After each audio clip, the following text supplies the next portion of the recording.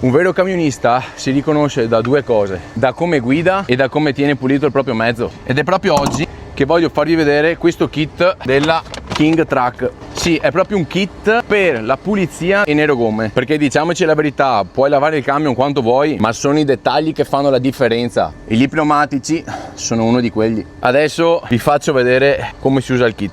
Andiamo. Allora, per prima cosa andremo a prendere il detergente per pulire a fondo lo pneumatico, in modo da eliminare qualsiasi residuo di sporco, per portarlo praticamente a gomma viva, se no il nero non attacca.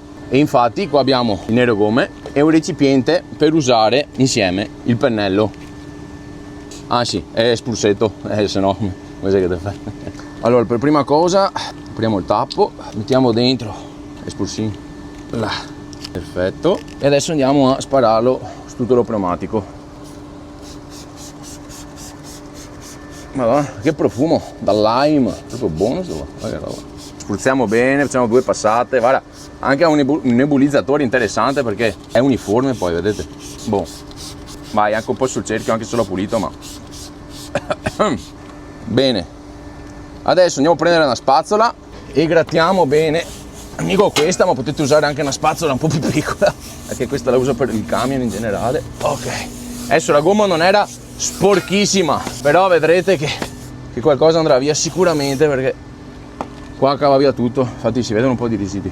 Ok, adesso andiamo subito a risciacquare, via. Vara. Non sembrava mica, ma ragazzi sta venendo via tanto di quell'onto.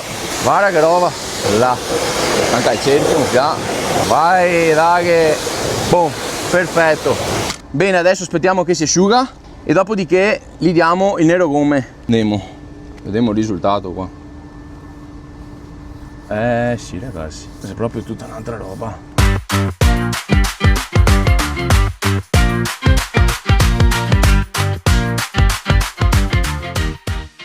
Vado avanti a fare le altre, ci vediamo dopo. Sì.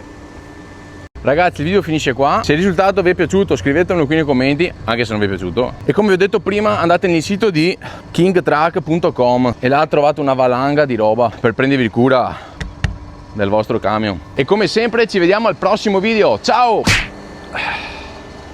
Dio, can che caldo.